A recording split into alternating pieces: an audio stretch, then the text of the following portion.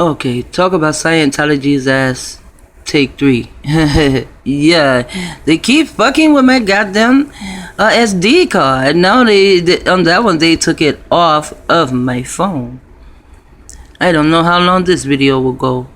But anyway, what I was saying is yesterday they had melanated cartoon people, I guess, dancing out of this thing. First came dancing was a male with the nappy hair, and he was melanated. Then some more melanated little cartoon characters came out of here. And so today it is a skeleton. And normally when it stops, the heart is not here. The heart has come all the way out. But when I turn on my camera, it stops. So today it is skeletons. And when the heart comes out, I guess they're saying you can say goodbye to your life. But I say goodbye to my life in 2003. This is not my life. This is the life they want me to have. Now, what I was saying before they so abruptly interrupted me, and they might interrupt this one too. My son. I asked my son to do something for me this morning, and my son said to me that he was going back to sleep. So I said, okay. So now his friend calls, and he jumps up and goes out to see his friend, although he tells me, he says, I'm going out to see Chris for a minute, just right outside the building door. And I said, okay. Now, his friend is also my son's handler. Man, my son appears to be so intelligent, but I mean, I'm slow like a turtle, but my son appears to be stupid. Stupid means you don't want to know shit. You don't want to learn shit. Not that you can't, but you don't want to. And I keep telling my son, you have to fight your handler. You just have to get through it. You have to fight your handler, but it doesn't seem like he actually wants to know he even has a handler. And when you don't want to know that there's someone handling you, it's not his handler. My son didn't ask for him. He has someone handling him.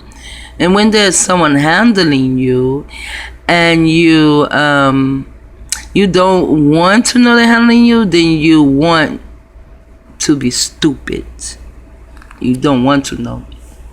So, and also, the handler can have it where you won't know. So many people will not know about this program. I am going to call it fair game. That's what Scientology calls it. Fair game. When they're targeting people. So my son comes back in.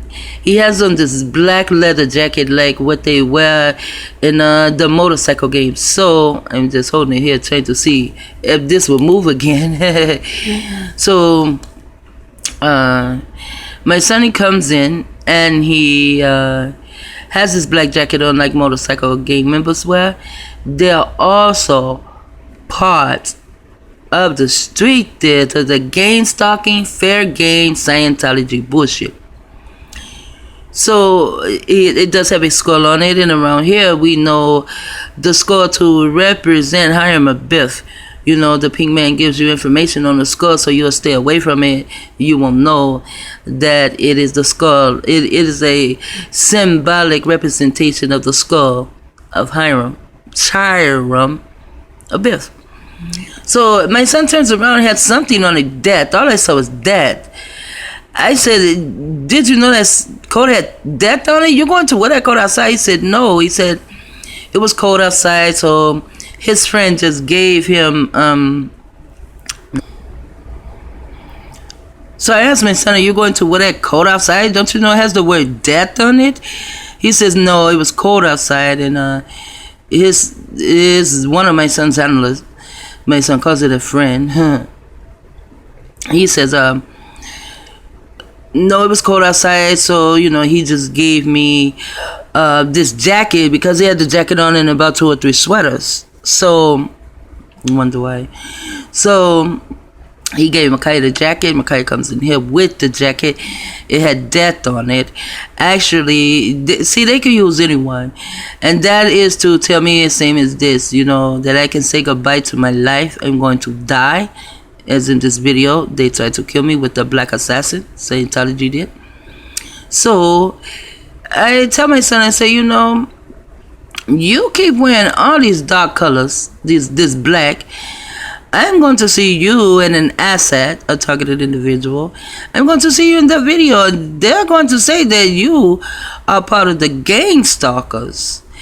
And he did appear to comprehend what I was saying. And I made sure. I asked him, I said, do you comprehend that I am saying this because I care for you and I don't want to see you implicated as a Scientologist gang stalker? And he said, yes, Iman, comprehend. And then he said, and like, even when you wake me up, I comprehend what you're saying. He said, even when you wake me up, I know you care about me then too, because if he has something to do, the handlers will keep him asleep. And I have to wake him up and tell him to shake off the handlers.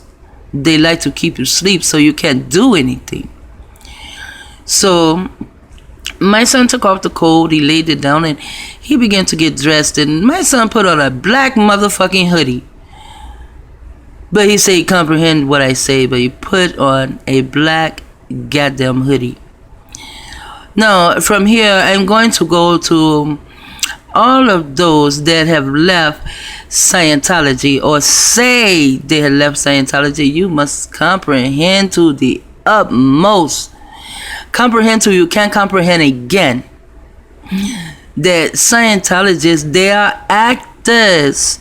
The number one rule, after, you know, you can't have any sympathy. So the number one rule is really to be apathetic.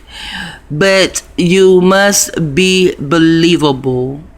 If you are going to go on circuits and you're going to, I'm just going to use Scientology since I'm talking about it, and you're going to say, I was an ex-member of Scientology, and you know, you start to give out Scientology secrets.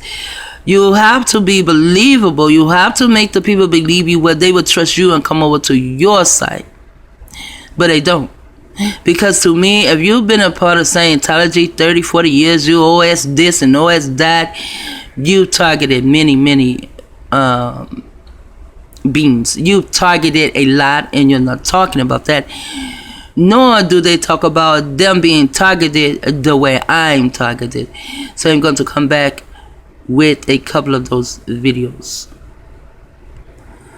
Oh, and this thing right here, it never moved. But it moves when I don't have the camera going.